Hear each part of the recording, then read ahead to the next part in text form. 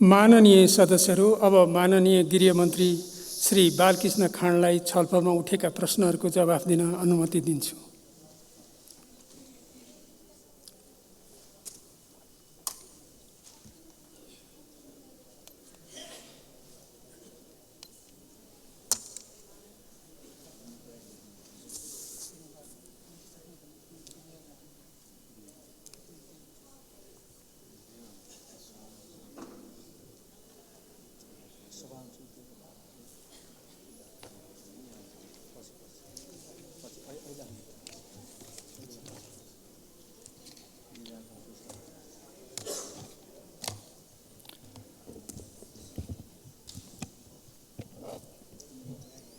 सम्मान्य सभामुखज्यू, नागरिकता विधेयक प्रतिनिधि सभा र राष्ट्रिय सभाबाट पास भई सम्मान्य सभामुखले प्रमाणित गरी प्रमाणीकरणका लागि सम्मान्य राष्ट्रपतिज्यू समक्ष पेश भएकोमा सम्मान्य राष्ट्रपति कहाँबाट पुनर्विचारको लागि प्रतिनिधि सभामा फर्किएको छ र संवैधानिक व्यवस्था अनुसार नै फर्किएको छ र सम्मान्य राष्ट्रपतिज्यूले फर्किएका कारणले फेरि दोहोऱ्याएर यसमा छलफल गर्न पाइयो। यो छलफल गर्ने क्रममा मान्य सदस्यहरूले राख्नुभएका विभिन्न धारणाका प्रति सरकारले संवेदनशील रूपमा लिनेछ। म सरकारको तर्फबाट छलफलमा सहभागी सबै मान्यज्यूहरूलाई म विशेष धन्यवाद दिन चाहन्छु। नागरिकता विधेयकका सन्दर्भमा विभिन्न चर्चा परिचर्चा र धारणाहरू आए तापनि सरकारको नागरिकता सम्बन्धित सदास्यता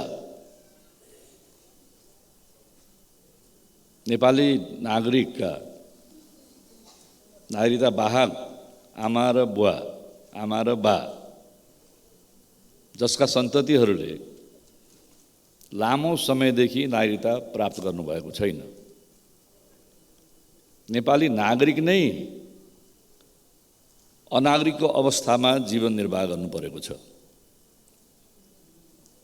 नागरिकता प्रदान गर्न सकिएको छैन। खास गरेर जन्मसिद्धको आधारमा नागरिकता प्राप्त गरेका आमा र बुवा जसलाई संविधानले प्रष्ट उल्लेख गरेको छ, उनीहरूले नेपालको वंशजको नागरिकता प्राप्त गर्नेछन्। तर नागरिकता ऐन ६३ मा यसको व्यवस्था नभएको कारणले अहिले ६३ को ऐनलाई संशोधन गर्नु पर्यो र यो विधेयक प्रस्तुत गर्नु पर्यो र विधेयक पास गरेर ऐन बनाउनु पर्यो। सरकारको, सम्माननीय प्रधानमन्त्रीज्यूको सदाशयता र हाम्रो राष्ट्रिय दायित्व नै हो नेपाली नागरिक जसले नागरिकता पाएका छैनन् उनीहरूलाई नागरिकताको व्यवस्थापन गर्नु, प्रक्रियागत रूपमा विधेयक ल्याएर कानुन निर्माण गरेर कानुनी आधारशिलामा नागरिकता प्रदान गर्नु राष्ट्रकै दायित्व हो, राज्यको दायित्व हो, सरकारको दायित्व हो। हामीले त्यही दायित्व पूरा गर्ने क्रममै देशका सबै राजनीतिक पार्टीका शीर्ष नेताहरूसँग बारम्बार छलफल गरेको, वार्ता र संवाद गरेको हो। उहाँहरू पार्टीको जिम्मेवार नेता हुनुहुन्छ, सत्ता पक्षका, प्रतिपक्षका, सामूहिक रूपमा पनि हामीले छलफल गऱ्यौँ, उहाँहरूसँग व्यक्तिगत रूपमा पनि छलफल गऱ्यौँ र त्यही छलफलको आधारमा सहमतिको आधारमा नै यो विधेयकलाई पछिल्लो पटक अगाडि बढाइएको हो। सरकारको प्रयत्न र सदास्यताका प्रति सकारात्मक धारणा राख्नका लागि म सबैलाई विनम्रतापूर्वक आग्रह गर्दछु। यो विधेयक ल्याउने बेलामा निर्वाचनको तत्कालै घोषणा हुने कुनै सम्भावना पनि थिएन।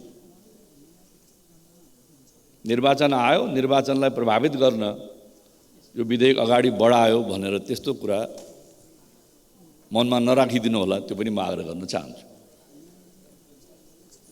र खास गरेर पछिल्लो पटक संविधान जारी भइसकेपछि नागरिकता विधेयक ल्याउनु पर्ने थियो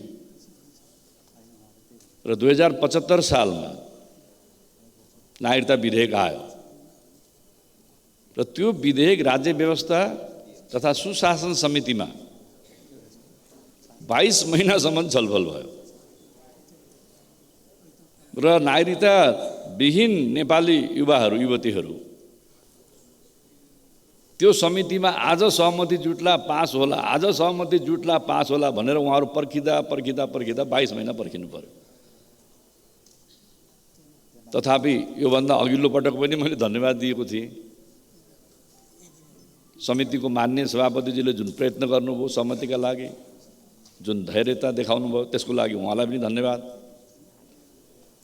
समितिमा रहनुभएका राज्य व्यवस्था सुशासन समितिमा रहनुभएका सम्पूर्ण मान्यजीहरूलाई पनि सरकारतर्फबाट धन्यवाद।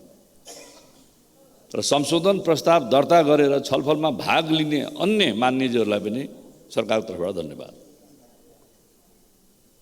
र त्यो राज्य व्यवस्था सुशासन समितिको प्रतिवेदन समेतको विधेयकलाई अहिले हाम्रो पछिल्लो गठबन्धनको सरकारले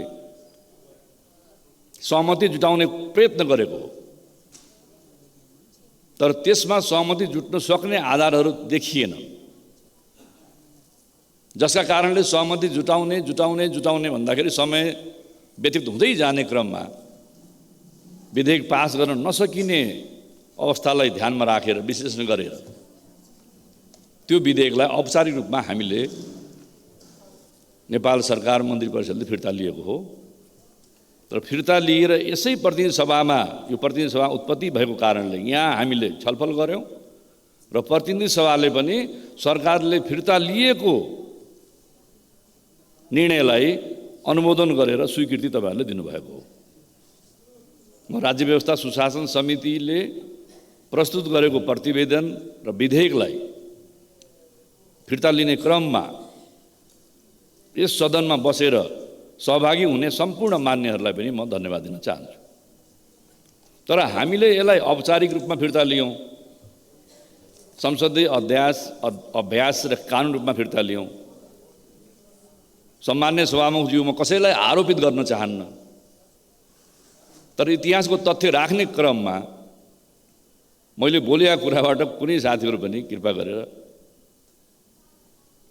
नकारात्मक धारणा नराखिदिनु होला भन्ने पनि आग्रह गर्न चाहन्छु।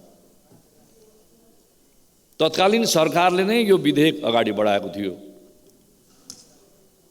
राज्य व्यवस्था सुशासन समितिले 22 महिनापछि प्रतिवेदन पेश गर्यो, त्यसपछि पनि सरकार त त्यही नै थियो नि त। त्यो सरकारले राज्य व्यवस्था सुशासन समितिले पेश गरेको प्रतिवेदन विधेयकलाई यहाँ पेश गरे भइहाल्थ्यो नि त। छलफल हुन्थ्यो, बहस हुन्थ्यो, पास हुन्थ्यो, या संशोधन पनि त्यहाँ फेरि हुन सक्थ्यो होला। तर त्यसलाई चाहिँ नि उहाँहरूले अगाडि बढाउनु भएन। त्यतिखेर बढाइदिए हुन्थ्यो, एउटा कोर्समा जान्थ्यो। त्यतिखेर के कारणले बढाउनु भएन त्यतापट्टि म जान चाहन्न, प्रवेश गर्न चाहन्न, किन समय फेरि धेरै लामो लाग्ला। मान्य सदस्यहरूलाई 3 मिनट दिने अनि मन्त्रीले जति पनि लामो बोल्ने त्यो पनि राम्रो कुरा भएन। त्यसले फेरि अरू प्रसङ्गमा यो छलफलमा त्यो कुराहरू उठाउँला, त्यो विश्लेषण राखौँला। तर यसै बिचमा प्रतिनिधि सभा विघटन भयो। प्रतिनिधि सभा विघटन भएपछि नागरिकता सम्बन्धी कानुन निर्माण गर्नको लागि अध्यादेश जारी भयो। त्यो अध्यादेश 2078 जेठ महिनाको 9 गते 8 गते सरकारले पास गर्यो 9 गते चाहिँ नि अध्यादेश जारी भयो। मैले अध्यादेश किन जारी भयो त्यतापट्टि म प्रवेश गर्न चाहन्न, तर त्यो अध्यादेश ल्याउँदाखेरि राज्य व्यवस्था सुशासन समितिले जुन प्रतिवेदन ल्याएको छ, प्रतिवेदन साथ जुन विधेयक प्रेषित गरेको छ, त्यही आधारशिलामा अध्यादेश ल्याए हुन्थ्यो नि त। राज्य व्यवस्था सुशासन समितिको प्रतिवेदनलाई अब पार्लियामेन्ट छैन, अब कसरी बहस गर्ने, कसरी पास गर्ने, यसलाई अध्यादेशको रूपमा लिएर जाउँ भनेर ल्याइदिया हुन्थ्यो नि त।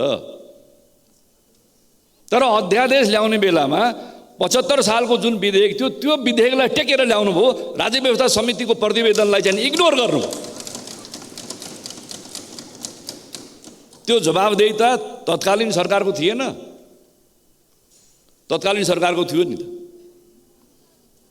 त्यसपछि सरकार चाहिँ बदलियो, हामीहरू सरकारमा आयौँ, नयाँ गठबन्धन बन्यो। कांग्रेस सभापति आदरणीय शेरबहादुर देउपा प्रधानमन्त्री बन्नुभयो, हामीहरू सबै सरकारमा आयौँ।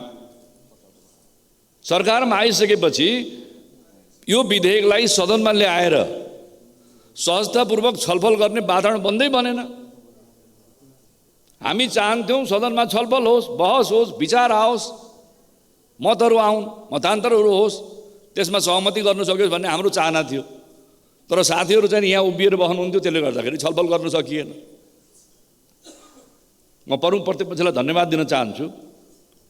यो पटक सरकारको नीति र कार्यक्रम प्रस्तुत गर्ने अघिल्लो दिनबाट या यो सेसनबाट उहाँहरूले चाहिँ आफ्नो अवरोध चाहिँ अन्त गर्नुभयो, सदनमा विरोध अन्त गर्नुभयो र सदनको प्रक्रियामा सामेल हुनुभएको छ।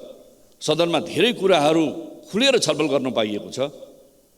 जनताका जीवन अवस्थाहरूलाई, समस्याहरूलाई सदनमा जनप्रतिनिधिको हैसियतले राख्न पाइएको छ। सरकारले पनि आफ्ना धारणाहरू राख्न पाएको छ। म प्रमुख दललाई, दलका नेतालाई, दलका सम्पूर्ण मान्यजहरूलाई म विशेष धन्यवाद दिन चाहन्छु। कम्तीमा तपाईँहरूले चाहिँ नि यहाँ अवरोध छोडेर चाहिँ नि सदनलाई नियमन, सदनलाई सुचारू गर्ने क्रममा सरकार तर्फबाट पहिला पनि धन्यवाद दिएको, फेरि दिन चाहन्छु। र अब विधेयक आयो। अब हरेक दिन युवाहरूको चाहिँ तपाईँलाई म्यासेज आउँछ, देशका 77वटै जिल्ला प्रशासन कार्यालयमा युवाहरू जानुहुन्छ, हाम्रो नागरिकता खोइ। बा पनि नागरिक छन्, आमा पनि नागरिक हुनुहुन्छ, खोइ त हाम्रो नागरिक, खोइ त हाम्रो नागरिकता। दिनानुदिन उहाँहरूको त्यहाँ चाहिँ कहिले डेलिगेसन, कहिले नागरिकताको फर्म भरेर जाने, तर ऐनको व्यवस्था नभएको कारणले दिन सकिएन। यसै सन्दर्भमा त्यस्ता नेपाली नागरिक जसको नागरिकता नभएको कारणले उनीहरूले एउटा नागरिकको सामान्य जीवन पनि जिउन पाएन। यो नागरिकता ज्यादै महत्त्वपूर्ण छ, संवेदनशील छ। देशको सर्वसत्ता, अखण्डता, राष्ट्रियतासँग सवाल लाग्दछ र एउटा नागरिकको अस्तित्व, एउटा नागरिकको पहिचान र एउटा नागरिकको जीवन, एउटा नागरिकको जीवन र मृत्युसँग पनि नागरिकताले सम्बन्ध राख्दछ। उसको पहिचान यसले दिन्छ। उसको जीवनलाई सहजतापूर्वक सञ्चालन गर्नका लागि पनि नागरिकता प्रमाणपत्र त चाहियो। नागरिकता प्रमाणपत्र नभएको कारणले लाखौँ युवाहरूले हाम्रो विश्वविद्यालयमा पढ्न पाइरहेका छैन। उनीहरूले लोकसेवा आयोग र सार्वजनिक संस्थानहरूमा सेवाका लागि खुलेको पदमा आफ्नो योग्यता अनुसार पनि उनीहरूले दरखास्त दिन पाएका छैनन्। रोजगारी पाउने, लोकसेवा पास हुने, नियुक्त भएर राष्ट्रसेवक बन्ने, राष्ट्रसेवा गर्ने, सुरक्षाकर्मी बन्ने त टाढाको कुरा हो। दरखास्तै दिन पाएन कि, ब्याङ्कमा खाता खोल्न पाए, सवारी चालक प्रमाणपत्र पाएन। बाउ र आमा नेपाली नागरिक छन्, बाउ र आमाबाट पाएको आफ्नो अंशको सम्पत्ति पनि आफ्नो नाममा गर्न पाएन। हाम्रो दूरसञ्चार प्राधिकरणले भन्छ अर्काको नामको मोबाइल नचलाउनु होला, सिम कार्ड नचलाउनु होला, आफ्नै नामको सिम कार्ड चलाउनु होला भनिदिन्छ। तर नागरिकता नभइकन सिम कार्ड पनि पाएन, कुनै उद्योग खोल्न पनि पाएन। किसानको छोरा छ भने म आधुनिक कृषि गर्छु, कृषि फर्म खोल्छु, सरकारले प्राप्त गरेको अनुदानको लागि, सहयोगको लागि, प्रविधिको लागि म पनि चाहिँ अप्लाई गर्छु भन्दा त्यहाँ पनि पाएन, कृषि फर्म पनि खोल्न पाएन। सामाजिक सेवा गर्छु, सामाजिक संस्था दर्ता गर्न पाएन। कुनै घटना परिघटनाहरूलाई व्यक्तिगत चाहिँ तपाईँलाई घटना दर्ता गर्न पाएन। उद्योग व्यवसाय गर्न, सामाजिक संस्था गर्न प्यान दर्ता गर्नुपर्छ, प्यान दर्ता गर्न पाएन। अब कहीँ नो अब्जेक्सन लेटर चाहियो पढ्न लेख्नको लागि, नो अब्जेक्सन लेटरै पाएन। अब्जेक्सन लेटरको त कुरा छोडिदियो, नो अब्जेक्सन लेटर पनि पाएन के। यस्ता साधारण नागरिकका लागि अत्यावश्यक जीवनयापनका लागि नभई नहुने कुराहरू उमेर पुगिसकेका ऊर्जाशील युवा युवतीले यो अधिकार वञ्चित भए। त्यसका लागि उनीहरूलाई लक्षित गरेरै यो नागरिकता सम्बन्धी विधेयकलाई अगाडि बढाइएको हो। पूर्ववर्ती सरकारले पनि सायद यसै कुरा ध्यानमा राखेर होला 75 सालको नागरिकता विधेयक ल्यायो। त्यो विधेयकमा हाम्रो संविधानमा प्रश्न लेखिएको छ, नेपाली नागरिकसँग बिहे गरेको विदेशी महिलाले लिन चाहेमा नेपालको अङ्गीकृत नागरिकता प्राप्त गर्नेछन् भन्ने जुन यो प्रबन्ध छ यो संविधानमा, त्यसका बारेमा 75 सालले पनि बोलेन, 78 सालको अध्यादेशले पनि बोलेन, र अहिले हामीले ल्याएकोले पनि त्यसमा हामीले उल्लेख गरेन। जुन कुरा चाहिँ नि हामीले विधेयकमा उल्लेखै गरेका छैनौँ, त्यसैमाथि सबभन्दा बढ्ता प्रहार छ, त्यसैमाथि सबभन्दा बढी चर्चा छ। यो व्यवस्थालाई, अहिलेको जुन संवैधानिक व्यवस्था छ, यो व्यवस्थालाई 2063 सालको ऐनले व्यवस्थापन गरेको छ। अब यो ऐन ल्याउने बेलामा कसको सरकार थियो? त्यो सरकारमा नेपाल कम्युनिस्ट पार्टी, माओवादी र 7 दलको बीचमा 12 बुँदे सहमति भएपछि नेपालको निरङ्कुशता हटाउने, निरङ्कुश व्यवस्थालाई समाप्त गर्ने र नेपालमा विघटित भएको प्रतिनिधि सभालाई पुनर्स्थापित गर्ने जुन आन्दोलन भएको थियो, संयुक्त आन्दोलन भएको थियो, 7 दल र माओवादीको बीचमा वृहत सहमति भएर 12 बुँदे सहमति त्यसको सर्फेसमा आएको थियो। काठमाडौँको रिङ रोडमा काठमाडौँका सारा घरबाट घर खाली गरेर तालचा लगाएर मान्छेहरू आउनुभएको थियो। त्यो आन्दोलनले नेपालको निरङ्कुश शासन व्यवस्थालाई पनि अन्त गर्यो र विघटित प्रतिनिधि सभालाई पनि स्थापित गर्यो। र पुनः स्थापित भएको प्रतिनिधि सभाले तत्कालीन कांग्रेस सभापति गिरिजाप्रसाद कोइराला प्रधानमन्त्री उहाँ निर्वाचित हुनुभयो। त्यसपछि मलाई याद छ त्यो 63 सालमा 7 दल मध्ये 6वटा दल हामी सरकारमा थियौँ। अब दलको नाम भन्नु पर्यो त्यो पनि बनाउला। 7 दल मध्ये एउटा दल सरकारमा थिएन, सम्मान्य सभामुखज्यू, त्यो हो नेमकीबा, नेपाल किसान मजदुर पार्टी। उहाँहरू सरकारमा कहिले पनि बस्नु भएको छैन, त्यतिखेर पनि बस्न आग्रह गरेको, बस्न मान्नुभयो। यो ऐनका बारेमा नेपाल मजदुर किसान पार्टीले जिम्मेवारी जवाफदेही लिनु परेन, नभए हामी यहाँ भित्र भएका सबै दलले जवाफदेही लिनु परेन। सम्मान्य प्रधानमन्त्री हुनुहुन्थ्यो गिरिजाप्रसाद कोइराला, त्यो ट्रान्सप्यारेन्ट छ। माननीय प्रधानमन्त्री परराष्ट्र मन्त्री को हुनुहुन्थ्यो तपाईँहरूले भन्नुहोस्, मैले भन्दाखेरि यो बढी कोट्टाको जस्तो होला। अहिले यहाँ आएर यो 63 को ऐनको प्रबन्धलाई, यसको कार्यान्वयन भइरहेको कुरामा टीका टिप्पणी गर्नेमा कतिजना त मन्त्रीहरूले आएर गर्नुभयो। मन्त्रीहरूले नै आएर चाहिँ नि टीका टिप्पणी गर्नुभयो। अब मन्त्रीको नाम चाहिँ नि यहाँ तत्कालीन नेपाल राजपत्रमा मसँग छ, तर धेरैको नाम म भन्न चाहन्न, कसैको पनि नाम भन्न चाहन्न। खर्र नाम छ यहाँ। कतिखेर गठन भयो, कतिखेर पुनर्गठन भयो, सबैको नाम छ। त्यतिखेर मन्त्री हुनुभएका, अन्तिम सरकारका मन्त्री हुनुभएका होइन, त्यतिखेरको मन्त्री साथीहरू जसले चाहिँ यो प्रस्तावित गर्नुभयो नेपाल नागरिकता ऐन 2063 संशोधन 63, त्यतिखेर मन्त्री भएका साथीहरूले पनि 63 को प्रावधानको अहिले विरोध गर्नुहुन्छ। नेपालमा यो धेरै ठुलो परिवर्तनको लक्षण हो त को। सरकारमा आफै हुँदाखेरि चाहिँ पास गर्ने, आफै संशोधन गर्ने, आफै विधेयक बनाउने, आफै ऐन बनाउने, अनि धन्नै चाहिँ 10-15 वर्षमा बिर्सिएर चाहिँ आफैले फेरि विरोध गरिदिने के। त्यहाँले यो नागरिकतामा अब म यसमा गएँ जुनमा बहस छलफल भइरहेको छ। यो सबै पक्षहरूलाई, ऐतिहासिक पक्षहरूलाई ध्यानमा राखेरै यो अहिलेको विधेयक चाहिँ नि सरकारले बनाएको। राजनीतिक नेताहरूसँग संवाद, छलफल, बहस, सहमति जुटाउने, सहमतिको नजिक पुर्याउने, प्रक्रियाको बारेमा, विषय अन्तर्वस्तुको बारेमा सबै छलफल भएर हामी अगाडि बढायौँ। र यसको ऐतिहासिक पृष्ठभूमिलाई पनि हामीले हेरेकै हो।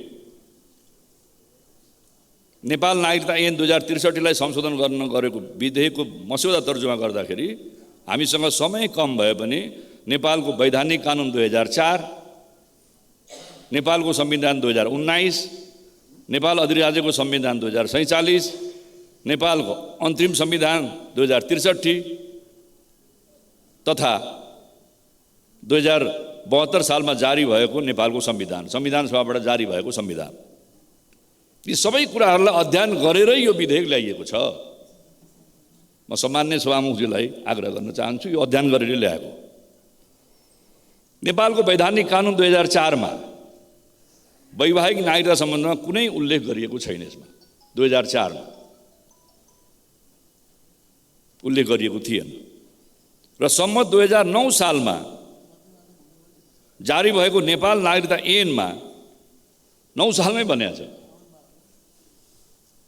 नेपाली पुरुषसँग कानुन एवं रीतपूर्वक वैवाहिक सम्बन्ध भएको विदेशी महिला नेपालको नागरिक ठहर हुनेछ। नेपाली नागरिकसँग विधिपूर्वक र कानुन सम्बद्ध कुनै विदेशी महिलाले विवाह गरेकी छन् भने उनी नेपाली नागरिक भएकै यो 9 को चाहिँ ऐनले ठहर गरिदिएको छ। त्यसले आजबाट 9 सालबाट प्रारम्भ भएको यो कति वर्ष भयो होला? 70 वर्ष अगाडि नै यो व्यवस्था थियो। नेपालको संविधान 2019 2017 को घटनापछि 17 पौष 1 को निर्वाचित संसद, निर्वाचित प्रधानमन्त्री, निर्वाचित सरकारलाई भङ्ग गरिसकेपछि बनेको चाहिँ नि सरकारले, त्यतिखेरको राज्य व्यवस्थाले नेपालको संविधान 2019 को तेस्रो संशोधनमा नेपाली नागरिकसँग वैवाहिक सम्बन्ध भएको विदेशी नागरिक हकमा निजले सो विदेशको नागरिकता त्यागेपछि नागरिकता प्राप्त नेपालको नागरिकता पाउन सक्नेछ भनेर लेखिदिएको छ 19 मा। नेपाल अधिराज्यको संविधान जो हामीले नै बनाएको थियो, 47 को संविधान लेख्ने कतिजना मान्यजीहरू, कतिजना नेताहरू यही हुनुहुन्छ यही हाउसमा पनि। नेपाल अधिराज्यको संविधान 2047 मा नेपाली नागरिकसँग वैवाहिक सम्बन्ध भएको विदेशी महिलाले विदेशको नागरिकता त्याग्ने कारबाही प्रारम्भ गरेपछि नेपालको नागरिकता प्राप्त गर्न सक्नेछ भनेर यो त्यतिखेर लेखिएको छ। त्यसकारणले गर्दाखेरि नेपाली नागरिकसँग वैवाहिक सम्बन्ध भएको महिलालाई नागरिकता दिने यो चाहिँ नि हाम्रो अहिलेको चाहिँ नि विधेयकमा हामीले लेखेकै छैनौँ के। अहिलेको यो विधेयक पास भयो भने नेपाली नागरिकसँग विवाह गरेको विदेशी महिलाले नागरिकता प्राप्त गर्ने, अंकित नागरिकता प्राप्त गर्ने, नभए प्राप्त गर्दैन भन्ने कुरा चाहिँ नि प्रष्ट भएन।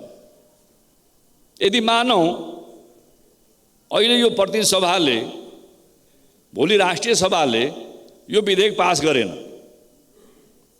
तत्काल नागरिकता विधेयक पास हुन सकेन, नागरिकता ऐन बनेन भने पनि यो 2063 को चाहिँ नि जुन ऐन छ त्यो ऐनले नेपाली नागरिकसँग विवाह गर्ने महिलाहरूले नागरिकता पाइरहेकै छन्। यदि त्यसको बारेमा पुनर्विचार गर्न खोज्या भए त पाइरहेकै छ, तर कसले पाउने भएन त? जसको चाहिँ नि आमा नेपाली हुन्, बा पनि नेपाली होइनन्, नेपाली हुन्, तर बाले चाहिँ नि छरजिमेन गर्न मान्दिएन, मेरो बच्चा हो भनेर मान्दिएन। अहिलेको ऐनमा हामीले यही प्रतिनिधि सभाबाट संशोधन गरेर ल्याउँदाखेरि यदि कुनै बच्चाले म नेपालको नागरिक हुँ र मेरो सरजिमेन गर भनेपछि त्यो सरजिमेन उसको परिवारले गर्नै पर्छ। त्यो पछिल्लो व्यवस्था यही सदनबाट संशोधनबाट गरेको हामीले। उसको परिवारको सदस्यले आमा बुवा बाजे बजै काका काकी ले यो फलानु बच्चा हो भनेर सरजिमेन गर्नै पर्छ।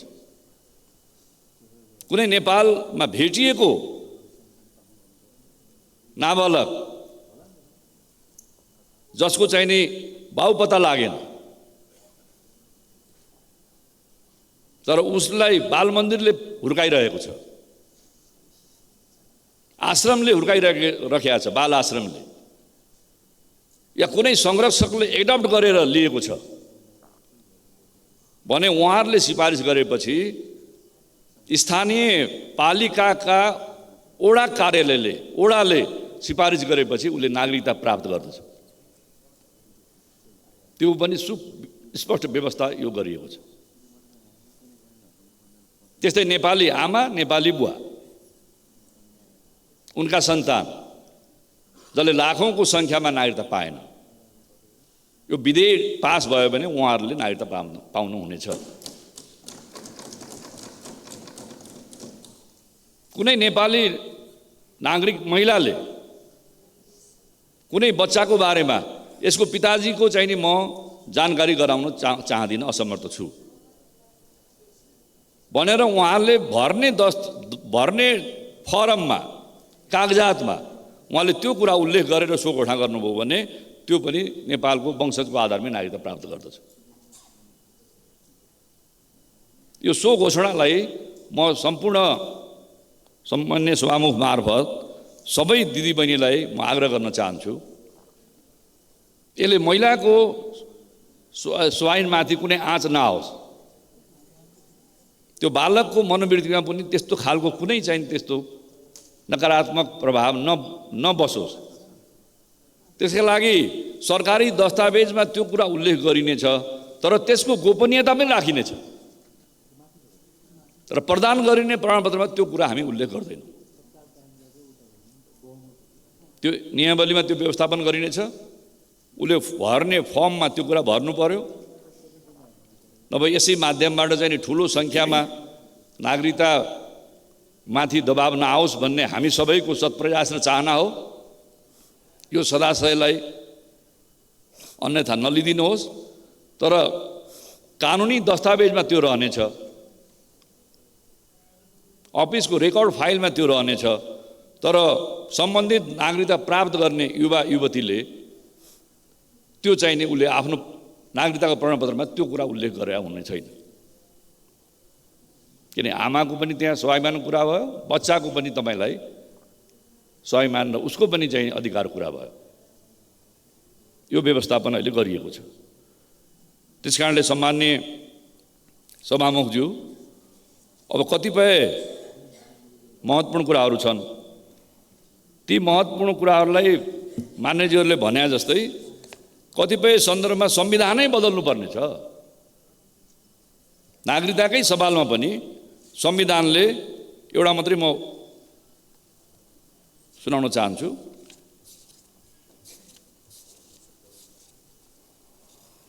संविधानको भाग 2 को नागरिकता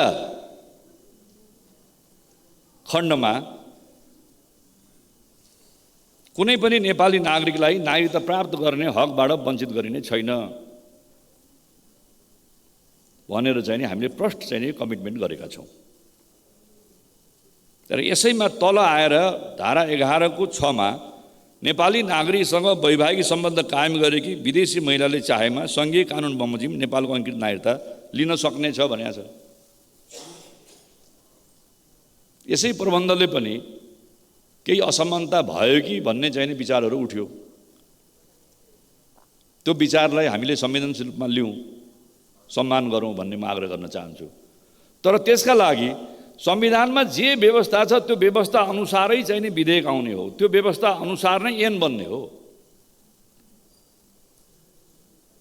अहिले पछिल्लो पटक फर्केर आउँदाखेरि पनि नेपालको संविधान यो विधेयकले चाहिँ पालना गरेर त कहीँ पनि छैन, लेखेका छैन।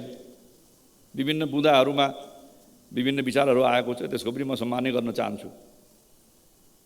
तर तपाईहरुले संविधान यहाँनिर मिच्नु हो, त्यस कारणले यहाँ करेक्सन गर्नुहोस् त भनेको छैन त्यहाँ पनि। किनकि संविधानको आधारशिलामै चाहिँ नि हामीले विधेयक ल्याउने हो, संविधानको आधारशिलामै कानुन बन्ने हो, ऐन आउने हो। त्यसकारणले नागरिकता सम्बन्धी सन्दर्भमा पनि यदि संविधान बदल्नु पर्ने आवश्यकता छ भने दलको बीचमा बैठक गरौँ, एउटा राष्ट्रिय सहमति खोजौँ, राष्ट्रिय सहमति भयो भने संविधान बदलौँ, के पर्छ। यही संविधान सभा, यही रोस्टममा संविधान सभा हुँदाखेरि तत्कालीन पार्टीका शीर्ष नेताहरूले यो संविधान जारी भइसकेपछि समयानुकूल रूपमा यो संविधानमा हामी परिमार्जन गर्नेछौँ, संशोधन गर्नेछौँ भनेर भनेकै हो। संविधान बनेकै केही दिनमै निर्वाचन सम्बन्धी, निर्वाचन क्षेत्र सम्बन्धी प्रबन्ध चाहिँ हामीले संशोधन गरेकै हो नि। केही वर्ष अगाडि नेपालको नक्सा अनुसूचीमा चाहिँ नि हामीले संविधान बदलेर अनुसूचीमा बदलेर यो अहिले नक्सा हामीले राखेकै छौँ त्यहाँ। त्यसकारणले हाम्रो पिछडिएको क्षेत्रको अधिकारका लागि, आदिवासी जनजातिका लागि, दलितका लागि या अन्य वर्ग, अन्य तबका नयाँ परिस्थिति आयो, युवाहरूको नयाँ विचारहरू आयो, त्यसका लागि संविधान संशोधन गर्न हामी तयारै छौँ। संविधान एउटा राजनीतिक दस्तावेज हो, सहमतिको आधारमा बनेको एउटा नेपालको मूल कानुन हो। यो गतिशील छ, यो परिमार्जित भइरहन्छ, यो संशोधन भइरहन्छ। यो कुनै धर्मग्रन्थ त होइन नि, गीता जस्तो, कुरान जस्तो, बाइबल जस्तो। त्यहाँले यसमा परिमार्जन भइरहन्छ। संविधानको परिमार्जनको पनि हामी फेरि छलफल गरौँ। यो निर्वाचनमा राजनीतिक दलले संविधान संशोधनको मुद्दालाई जनसमक्ष पुर्याउँदा पनि हुन्छ। त्यसले गर्दा संविधानमा जे प्रबन्ध छ त्यसलाई संशोधनको माध्यमबाट त्यसलाई सुधार्न सकिन्छ, संशोधन गर्न सकिन्छ। तर विधेयक प्रस्तुत गर्दा, ऐन निर्माण गर्दा संविधानलाई नै हामीले मूल आधार गराउनै पर्दछ। सम्माननीय सभामुखज्यू, त्यही अहिले हामीले जुन विधेयक चाहिँ नि ल्यायौँ त्यो संविधान अनुकूल नै ल्याएका छौँ। नागरिकता प्राप्त गर्ने अवसरबाट वञ्चित भएका नागरिकहरूलाई नागरिकता दिन सकियोस्। त्यस्तै नेपालमा प्राप्त भएका अब नाबालकहरू जसको चाहिँ नि गार्जियन छैनन् तिनले पनि नागरिकता पाओस्। त्यहाँले उसैले सो घोषणा गर्छ पछि ठुलो भइसकेपछि, अनि त्यसको चाहिँ नि कानुनी प्रमाणहरूको आधारमा दर्ता, त्यसपछि ऊ हुर्किएको परिवेशको चाहिँ नि सिफारिसका आधारमा चाहिँ नागरिकता बन्छ। तर यो विधेयकले त नागरिकता सम्बन्धी केही मुद्दाहरूलाई हामीले सम्बोधन गरेका छौँ। त्यहाँले यो सबैको चाहिँ नि अनरसिपमा हुनुपर्ने हो। म आदरणीय प्रमुख प्रतिपक्ष दलका नेतालाई पनि, मान्यज्यूलाई पनि आग्रह गर्न चाहन्छु, तपाईहरु सरकारमा हुँदाखेरि विधेयकको रूपमा त 75 मा यही ल्याउनु भयो। अस्ति भर्खरै 78 साल जेष्ठ 9 गते त अध्यादेशको रूपमा त यही विधेयक ल्याउनु भयो। हामीले सबैसँग कुरा गर्दाखेरि त्यही भनेका थियौँ कि पूर्ववर्ती सरकारले ल्याएको जुन अध्यादेश छ, नागरिकता प्राप्त गर्नुपर्ने युवाहरू जसले नागरिकता पाएनन्, अनागरिकको जीवन गुजार्नु पर्यो, उनलाई नै सम्बोधन गर्ने हो।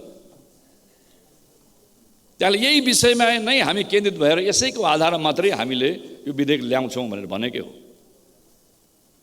त्यसमा सबै मान्यज्यूहरूसँग पनि दलमा पनि छलफल भइसकेपछि एउटा कुरा थप दिनुहोस्। होइन सकभर नथपौँ। सम्माननीय प्रधानमन्त्रीले भन्नुभएको थियो होइन यसलाई त्यो जुन मूल समस्या हो अनागरिकको जीवन बिताएको उनलाई नै सम्बोधन गर्ने गरी ल्याउनु नै भन्नुभएको थियो उहाँले। पछि फेरि सबैसँग कुराकानी गरेपछि छलफल गरेपछि होइन संविधानको व्यवस्था अनुसार गैर आवासीय नेपाली जो सार्क मुलुकभन्दा बाहिर विभिन्न मुलुकमा छरिएर रहेका छन् एकपटकको नेपाली सधैँका नेपाली भन्ने उहाँहरूको चाहिने नारा छ।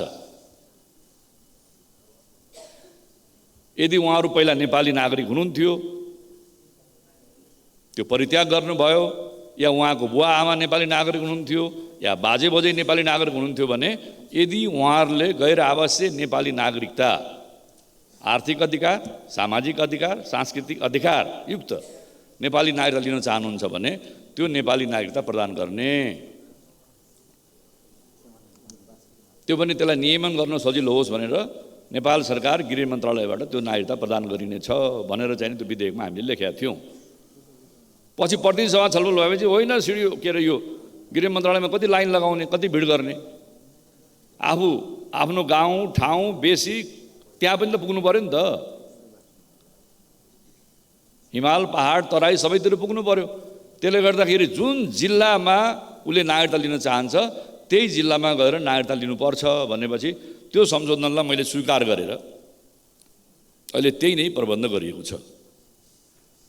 अब गैर आवासीय नेपाली नागरिकहरूलाई नागरिकता दिनु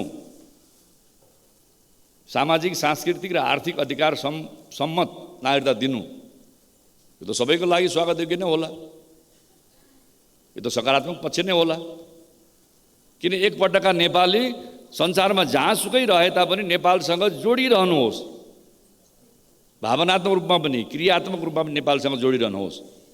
नेपालमा भएको उहाँहरूको सम्पत्ति नागरिकता नभएका कारणले चाहिँ छोड्नुपर्ने बेच्नुपर्ने त्यस्तो अवस्था नहोस्। नेपालभित्र उहाँहरूको भएको पुर्ख्यौली सम्पत्तिमाथिको उहाँहरूको स्वामित्व रहोस्। नयाँ उद्योग धन्दाहरू खोल्न सक्नुहोस्। ब्याङ्क खाता खोलेर विदेशमै उहाँहरूले चाहिँ नि विदेशी मुद्रा नेपालको चाहिँ नि ब्याङ्कमा जम्मा गर्न सक्नुहोस् जसले गर्दा बेला बेलामा नेपालमा आउने विदेशी मुद्रा सञ्चतीको समस्यालाई पनि गैर आवासीय नागरिकहरूको माध्यमबाट सम्बोधन गर्न सकियोस्। विदेशी लगानी हामीले धेरै वर्षदेखि भनिरहेका छौँ तर खासै उल्लेखनीय विदेशी लगानी ल्याउन सकिएको छैन। त्यसका विभिन्न कारण होला त्यतापट्टि म प्रवेश गर्न चाहन्न। तर जो नेपाली विदेशमा उद्योग धन्दा गरिरहेका छन् विदेशमा केही कमाइरहेका छन् खालि रेमिटेन्सको रूपमा मात्रै होइन उनीहरूले विदेशी लगानीको रूपमा पनि नेपालमा लगानी गर्न सकुन् यो विधेयकको एउटा मूल चाहिने सत्प्रयास त्यो पनि हो। यो विधेयक पास भएर ऐन बनिसकेपछि सार्क मुलुक बाहेक संसारभरि छरिएर रहेका नेपालीहरूले यदि नेपाली गैर आवासीय नागरिक लिनुभयो भने उहाँहरूले ब्याङ्कमा खाता खोल्न सक्नुहुन्छ। आफ्नै घरबाट आफ्नै मोबाइल एप्सको माध्यमबाट नेपालमा पैसा पठाउन सक्नुहुन्छ जुन पैसालाई हाम्रो नेपाल राष्ट्र ब्याङ्कले प्रष्ट रूपमा थाहा पाउँछ कि यति रुपियाँ चाहिँ नेपालमा भित्रियो।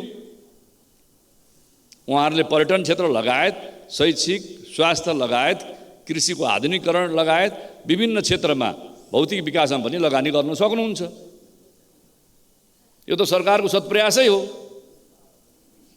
पछिल्लो अध्यादेशमा नभएको कुरा यही थप्या हो हामी। अब यो थप्या कारणले आपत्ति भएको त होइन होला। त्यसले गर्दाखेरि यो विधेयकलाई सम्मान्य सभामुखज्यू अगाडि बढाउँ। अब सम्मान्य राष्ट्रपतिजीलाई पनि धन्यवाद है छ मेरो तर्फबाट पनि सरकार तर्फबाट पनि किनकि फेरि छलफल गर्न पाइयो फेरि बहस गर्न पाइयो कतिपय उठ्या कुराहरूलाई अझै प्रष्ट गर्न पाइयो। सदनमा पनि सम्मानित रूपमा चाहिँ यो विचार हामीले राख्न पायौँ। धन्नै चाहिँ आज 82 जना मान्य सदस्यहरूले यो नागरिकता विधेयकमा बोल्न पाउनुभयो आफ्ना विचार सम्प्रेषित गर्न पाउनुभयो। सबैका विचारलाई चाहिँ नि म सम्मान गर्न चाहन्छु किनकि लोकतान्त्रिक शासन व्यवस्थामा असहमत विचारलाई पनि सम्मान गर्नुपर्दछ भन्ने नै स्कुलिङबाट हामीहरू आएका हौँ। विचार असहमत हुने बित्तिकै चाहिँ नि रातो पिरो हुनै पर्दैन भन्ने नै स्कुलिङबाट हामीहरू आएको। त्यही कारण असहमत विचारलाई पनि म सम्मान गर्न चाहन्छु। तर अब यो नागरिकता विधेयकलाई अब लम्ब्याउन सक्ने अवस्था छैन। केही मान्ने साथीहरूले भने जस्तै अहिले सहमति जुट्न सकेन, त्यही कारण यसलाई अहिले चाहिँ नि पेन्डिङमा राखिदिउँ भन्दाखेरि जे कुरा उठिराखेको छ त्यो कुरा चाहिँ रोकिँदैन। जसलाई सम्बोधन गर्नुपर्ने र दिनुपर्ने हो त्यसलाई दिन सकिँदैन। त्यही कारण नेपाली नागरिक आमा बुवाका चाहिँ नि सन्ततिहरूलाई, छोराछोरीहरूलाई या यो लैङ्गिक पहिचान नभएकोहरूलाई जसको उमेर पुगिसकेको छ उनीहरूलाई नागरिकता दिने क्रममा फेरि हामी अगाडि बढ्न सक्दैनौँ। तर उहाँहरूले सबैलाई, सबै जनप्रतिनिधिलाई जिल्ला जिल्लामा, यो फेरि तराईको मात्रै होइन, यो पहाडमा पनि जन्मसिद्धको आधारमा नागरिकता प्राप्त गरेका उनका छोराछोरी पहाडमा पनि हुर्किएका छन्, हिमालमा पनि हुर्किएका छन्, कास्कीमा पनि छ, रोल्पामा पनि छ, सल्यानमा पनि छ। अब सबै 77 जिल्लाकै नाम मैले अहिले भन्न चाहिनँ थोरै समयमा। तराईमा पनि छ, मधेसमा पनि छ, पहाडमा पनि छ, हिमालमा पनि छ के। कहीँ अलि ठुलो सङ्ख्या होला, कहीँ अलि सानो सङ्ख्या होला। तर जसले पाएन त्यो त प्रताडित भयो नि त। अनि उसले म्यासेज गर्छ, हजुरहरू सबैलाई मलाई सबभन्दा बढी गर्छ। नागरिक भएर पनि बुवाको नागरिक छ, आमाको नागरिक छ, मैले नागरिकता पाइनँ, कहिले पाउँछु कि पाउँदिनँ भनिहाल्नुहोस् भन्छ। अनि गर्ने के? नागरिकता नपाएपछि गर्ने के? त्यहाँले यो चाहिँ राष्ट्रिय चाहिँ समस्या हो, राष्ट्रिय मुद्दा हो। त्यहाँले यो राष्ट्रिय मुद्दालाई सम्बोधन गरौँ। त्यसपछि जुन विषयहरू उठेको छ वैधानिक अङ्गीकृतको बारेमा फेरि छलफल गरौँ, सहमति जुटाउँ, फेरि अर्को संशोधन ल्याउँ। संविधानमा भएका कुराहरूलाई पनि सहमति गरौँ, फेरि संविधान संशोधनलाई प्रयत्न गरौँ। त्यहाँले यो त निरन्तर बगिरहने चाहिँ नि अविरल बगिरहने बागमती जस्तै हो नि त। संशोधन भइरहन्छ। अब सहमति जुटेन, सरकारले सत्प्रयास गर्दाखेरि पनि सहमति जुटेन। अब त्यसलाई थाती राख्नु पर्यो भने त जसले नागरिकता पाएनन् ती त झनै प्रताडित हुने भयो नि त। तिनको सङ्ख्या पनि बढिरहेको छ, तिनको उमेर पनि बढिरहेको छ कि, तिनको ऊर्जाशील समय पनि खेर गइरहेको छ। कम्तीमा तिनले नागरिक पायो भने आफ्नो क्षमतालाई, आफ्नो ऊर्जालाई, आफ्नो लागतलाई, आफ्नो तागतलाई राष्ट्र निर्माणमा प्रयोग गर्थे। कसैले उद्योग धन्दा खोल्थ्यो होलान्, कसैले व्यवसाय चलाउँथ्यो होलान्, कसैले चाहिँ दौडधुप गर्थ्यो होला। अब ती बिचरा विदेशमा जाने त सम्भावनै भएन। किन पासपोर्ट बनाउनु सबभन्दा पहिलो प्राथमिकता के हो भन्दाखेरि, आधार के हो भन्दाखेरि नागरिकता। अब नागरिकता नभइकन त पासपोर्टको फर्म भर्नै पाइएन। अब अहिले राष्ट्रिय परिचय पत्र छ फेरि। अब सरकारले जारी गरिरहेको राष्ट्रिय परिचय पत्रमा सबै कुराहरू अब उल्लेख गरिनेछ। त्यसमा त्यसको चिप्समा, त्यसको प्रोग्राममा, एप्समा जम्मै कुराहरू राखिनेछ। त्यो राष्ट्रिय परिचय पत्र हुने बित्तिकै सवारी चालक प्रमाणपत्रको नम्बर पनि त्यहाँ आउँछ, आवश्यक पर्यो भने नागरिकता पनि आउँछ, मतदाता परिचय पत्रको नम्बर पनि आउँछ। राष्ट्रिय परिचय पत्रमा त्यो खालको चाहिँ नि कार्यक्रम त्यसमा लोड गर्न सक्ने क्षमता अभिवृद्धि गरिरहेको छ। तर नागरिकता नभइकन त्यो राष्ट्रिय परिचय पत्रमा फोटो पनि खिचाउन पाइन्न। कहाँबाट हिँड्यौँ त्यहीँ पुग्यौँ, जहाँबाट हिँड्यौँ त्यहीँ पुग्यौँ। त्यस कारणले यी युवाहरू जो आमा बुवा नागरिक हुनुहुन्छ उनीहरूको नागरिकता अब हामीले रोक्नु हुँदैन।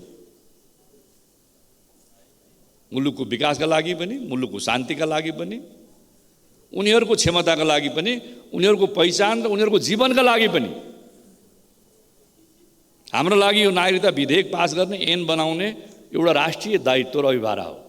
उनका लागि यो नागरिकता विधेयक र यो नागरिकता ऐन जीवन मरण हो। त्यसले गर्दा अब यसलाई धेरै विलम्ब नगरौँ भन्ने म आग्रह गर्न चाहन्छु। म पुनः एकपटक आजको यो छलफलमा विचार आदान प्रदान गर्नुहुने सबै मान्यजीहरूलाई धन्यवाद दिन चाहन्छु र यति भन्दै यो प्रक्रिया अगाडि बढोस् भनेर म सम्माननीय सभामुखजीलाई आग्रह गर्न चाहन्छु। धन्यवाद।